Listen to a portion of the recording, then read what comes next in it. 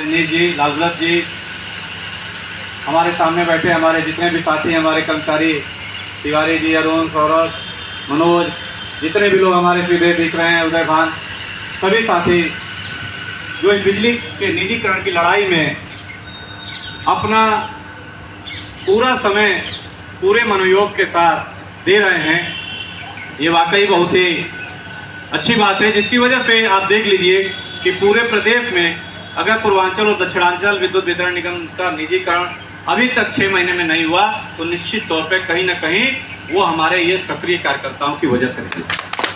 अगर ये सक्रिय कार्यकर्ता ना होते तो निश्चित तौर पे अब तक ये सफल हो गए होते। और ये प्रोसीजर नवंबर पे चल रहा है।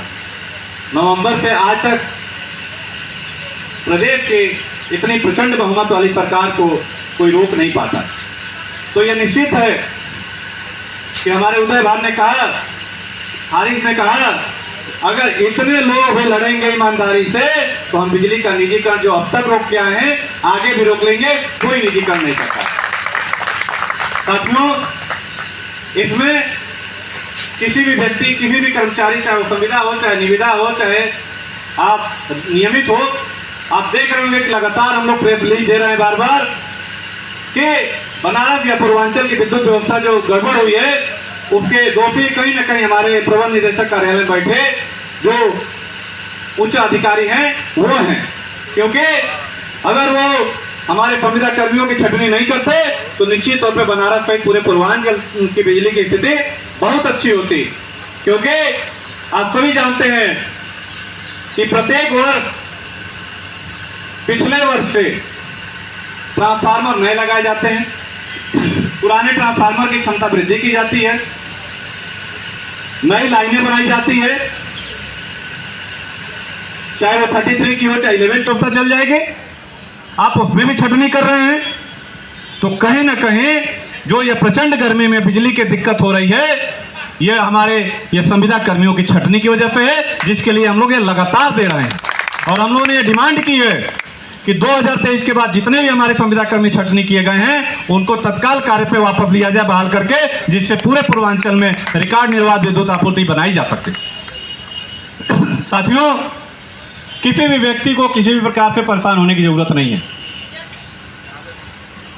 ये व्यापारीकरण का ये जो चल रहा है दौर, सभी व्यापारी लगे हुए हैं, केवल बिजली नहीं अलग अलग सेक्टरों को अपने खरीदने के चक्कर में लगे हैं, क्योंकि उनकी मंफा जितना उनके पास है उससे पूरी होने वाली नहीं है। उनकी मंफा और पाने की है और लालसा है।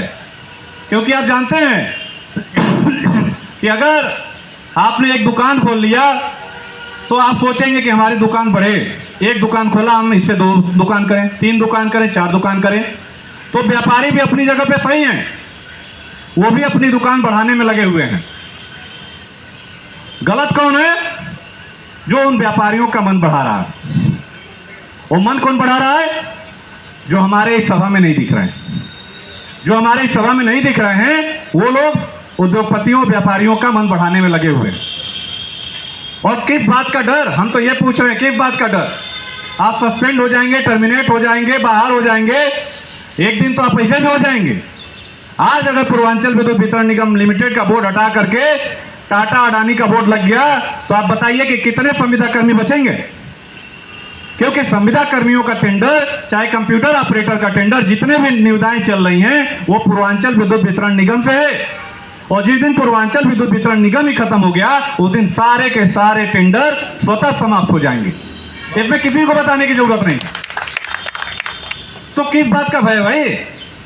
सरकारी लोग हैं, वो भी निजीकरण के बाद जब प्राइवेट कंपनी के ही आदमी होने हैं तो भैया आप कम से कम जीते जीत लड़ तो लीजिए अपने सम्मान में, अपने परिवार के लिए, आम जनता के लिए। जो लड़के लाखों बच्चे तैयारी कर रहे हैं बिजली बोर्ड में आने के लिए, उन बच्चों के लिए अपने जीते जीत लड़ तो लीजिए। और निश्चित तौर पे आपकी लड़ाई का नतीजा है कि सन 2000 से लेकर के 2025 आ गया, आज तक बिजली का निजीकरण नहीं हो पाया और आगे भी नहीं होगा। और मैं बता रहा हूं, इतने लोग भी लड़ेंगे तो बनारस का बिजली निजीकरण नहीं होगा, ये हम आप लोगों को विश्वास देते हैं, कतई नहीं होगा। क्योंकि बनारस की स्थिति हम लोगों को पता है कि बनारस की बिजली व्यवस्था कैसे चल रही है। पूरे प्रदेश में एबीसी का जंजाल फैला हुआ है और किसी भी और अभियंता के पास पिछले 3 महीने में 100 मीटर भी एबीसी नहीं मिला है। और लगातार आप कहीं भी सुन रहे हैं कि यहाँ 20 मीटर एबीसी चूक के गिर गया, आग लगी और 25 मीटर एबीसी चूक के गिर गया। तो क्या कर रहे हैं? हाथ पैर जोड़ रहे हैं ठेकेदारों का, भैया 100 मीटर दे दो, 200 मीटर दे दो, हमारा लाइन चलाना है। ये स्थिति है, तब बिजली व्यवस्था चल रही है, नहीं तो कब की कब धराशायी हो जाती पता भी नहीं चलता। लोग कह रहे हैं कि बिजली जो है यहाँ 10 घंटे से बंद है, यहाँ 5 घंटे से बंद है। अरे भाई ये बताइए कि एक जेई के पास एक शिफ्ट में 5 से 6 आदमी हैं, उसके पास 4 फीडर है और इस प्रचंड गर्मी में चारों फीडर पे समस्याएं आ रही हैं। अब चारों फीडर पे अगर समस्याएं आएंगी, उसके पास गैंग 2 ही है, तो वो 2 गैंग तो किसी 2 फीडर पे भेज पाएगा, बाकी 2 फीडर की बिजली तो बंद ही रहेगी जहां पे भी बंद है। तो निश्चित तौर पे ये तो एकदम सामान्य सी बात है कि बिजली की समस्याएं कर्मचारियों के कम उपस्थिति के कारण है, बिजली कर्मियों के, संविदा कर्मियों की भारी कमी की वजह से है। आज अगर 4 फीडर हैं तो 4 गैंग अगर जेई को मिलता प्रत्येक शिफ्ट में, तो निश्चित तौर पे चारों फीडर पे लोग काम करते और बिजली रिस्टोरेशन का काम जल्दी हो जाता, लेकिन नहीं हो रहा। कारण बस यही है। तो आपको क्या लगता है कि सभी लोगों के रहने पे बिजली व्यवस्था नहीं चल पा रही है या इतनी समस्या आ रही है, तो आप लोगों के हट जाने पे बिजली व्यवस्था चल जाएगी? कतई नहीं चलेगी।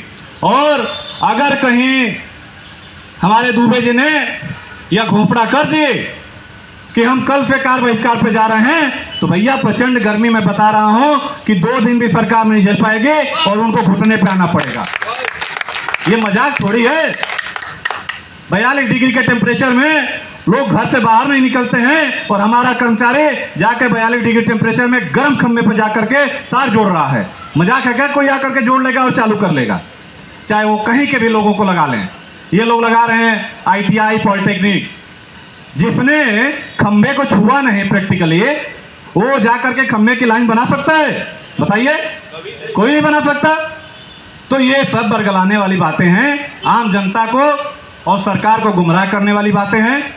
ये कतई बिजली नहीं चला पाएंगे। और पूरे पूर्वांचल की बात नहीं कर रहा हूँ, पूरे प्रदेश की बात कर रहा हूँ। अगर इतने भी लोग अगर हर जिले में कार्यरत हैं और अगर ईमानदारी से लड़ाई लड़ रहे हैं, तो बिजली का निजीकरण कतई नहीं होगा, कतई नहीं होगा जब तक ये बिजली कर्मी इतने हैं।